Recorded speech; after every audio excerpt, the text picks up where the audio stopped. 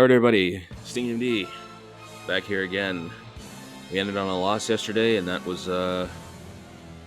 pretty painful. Looking back and thinking about it, I was going through the whole thing, calling the match as if I won. Surprise, surprise.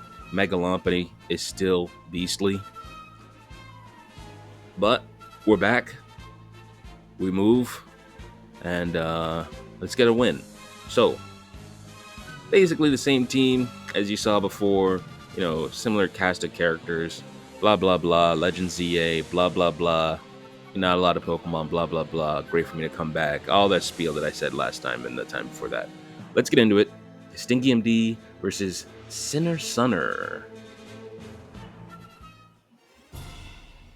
So you're into the Electros. I'm gonna leave Victory Bell. Pokemon knowledge is on display right here, as I don't know that it has the flamethrower, but I'm going to be toxic anyway. I just need to get one thing toxic to kind of get the ball rolling.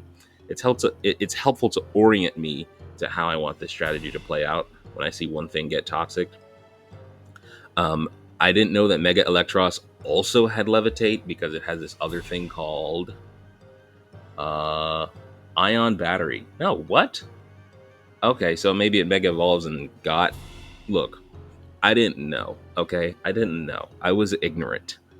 So you're going to choose Aegislash. It's so interesting to me that people pick Aegislash against Victory Bell as if it's like an answer or something like that. Like, you're still going to get Toxic, bro. Like, that's still going to happen. And you Signature Slowking, which makes more sense. You have Psychic type attacks. If you go for Psychic Noise, if you go for Future Sight, I better look out. And I think that's one of the downsides of having three poison types on the team in Gengar and Ariados, because I don't really have any good switch-ins for Psychic type attacks except for Crocodile. I think that's why Crocodile is like a mainstay on a lot of the teams that I have, because that balance that they have is nice. Victory Bell can switch into water type attacks sometimes. I'm just kidding. And Crocodile can switch into Psychic type attacks really well. So it's a nice balance, and it works out really well. And before you know it, both sides have a bunch of hazards on them, and I managed to live Draco Meteor from this Garchomp, which means you have entered the Victory Bell spin cycle. I'm gonna hit you with Toxic, and I'm gonna Strain Sap you again. Oh no, I'm gonna Victory. Okay. Dragon Tail's gonna come out. Skarmory gonna come out here. This is just such an interesting match because there's so many Pokemon left. I once again, I find myself in a position where I'm looking at 5 Pokemon on your side and 3 on mine. Like, I stink at this game. Wait. I just said I stink at this game. I guess that's the point, right? Welcome back, everybody. Stinky MD, for anybody who didn't get the memo or missed it somehow. I am Stinky MD, and I in fact may stink at this game for the fact that it's 2-4. Let's see how I pull it out of this one, though. Let's see if I do it, because I just said I ended on a loss last time, and I'm getting a little concerned and nervous if you don't hear it in my voice. So Future Sight's going to come out here. I'm going to click Sucker Punch, but you're not going to do it. Like, you're going to set up Snowscape. Like, you're like, why? Click Chilly Reception or something. Like, why are you setting up Snow? I don't know. I'm going to click Toxic here. I'm going to hit with Future Sight and live. Nice. I'm going to click Strain Sap and try to get back up. You're going to flip turn. Okay, that's fine. And now I know it, because now you're going to click Future Sight. So I'm going to click Sucker Punch right here. Get out. You can Sucker Punch people who use Future Sight. It's an attack still, so hold that. I'm going to Strain Sap here probably. See, it's as if I'm just playing, right now and picking moves. I'm going to Strain Sap again, maybe. Okay, no, Toxic.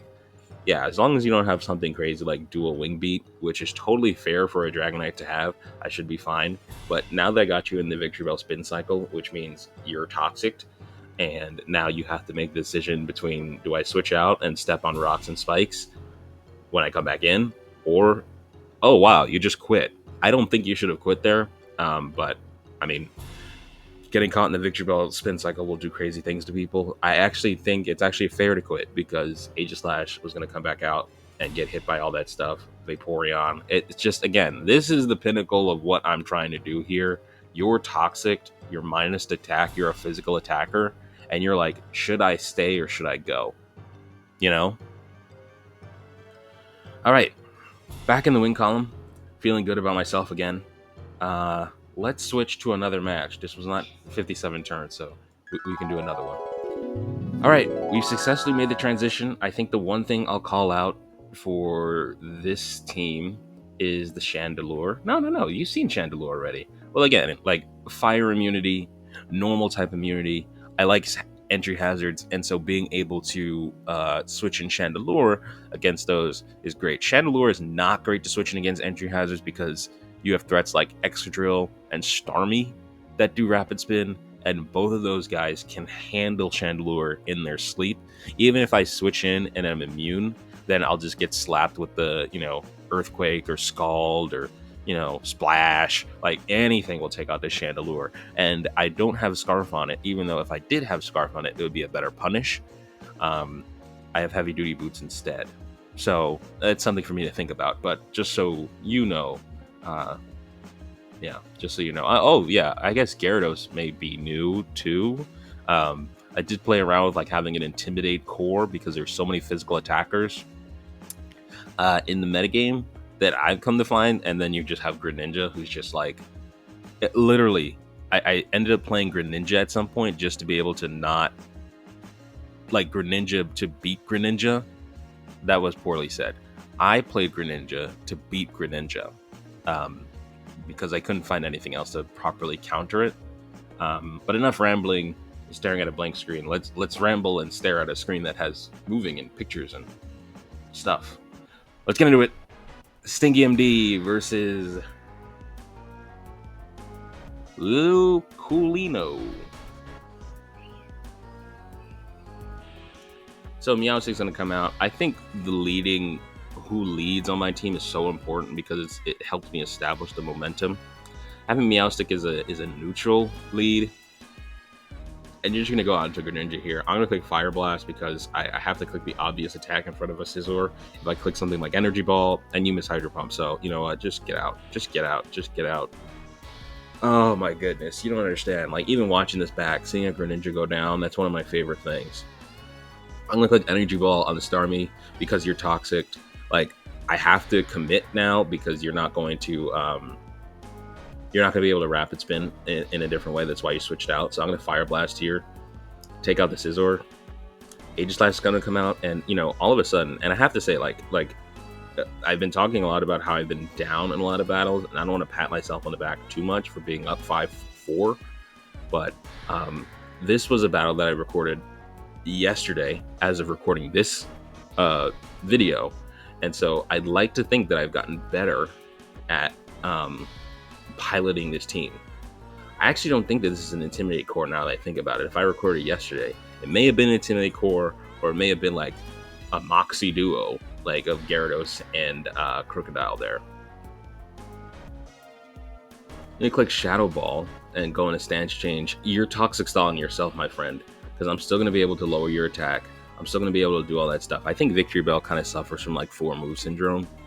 Because maybe I just can't make a decision, but I wish there was more I could put on there. I'm playing around with Infestation just to say like, okay, ISO, you versus me, but tinker around with that freely because Fire Blast could come out at any time and just ruin my day. I find that my battle experience, just having fun, gets ruined when Victory Bell goes down, and I just become very sad. I mean, the point of this team is to toxic and everything like that. I love Corrosion as an ability, so Gyarados, you can go down, that's totally fine. Look at all the hazards on my opponent's side. Even an Aegislash that comes out, just taking that little chip damage is great. And then Starmie comes out, but you can't even, no more Rapid Spin for you, my friend. So, for some reason you did that. I don't know why you switched in Starmie there. Shadow Ball's going to come out. I am going to Strength Sap, probably. And, I mean, we could maybe even speed this up a little bit, because this is just the Victory Bell spin cycle where you're toxic. I'm going to click fast on this. Sucker Punch is going to come out, take you out. I'm glad we're picking up this pace a little bit. Dragon Claw is going to come and hit me. I'm going to click Toxic. I have a lot of guys in the back, so I don't mind Victory Bell going down here, but still, Skarmory's going to come out, and now it's really just like the beginning of the end. You're taking Rocky Helmet, you're taking Toxic, you're going to click Dragon Dance, which I consider a turn of Toxic Stall, because you're just, look at how much damage you're taking. I did not hit you. I did not hit you one time. except for the body press I did at the end to end the match. And I'm kind of glad I clicked up the speed up there. Watching the whole toxic thing back and forth, it can be, I don't know, exhausting, but it's just another way to play, man. Another way to play. And it's so, like, I love residual damage. I just love residual damage. Maybe I'm a toxic person. Maybe. People haven't told me that, but maybe I'm learning something about myself. But yeah, with that being said, GG's to the opponents. Thank you for watching. I hope you're doing well. And I will see you next time.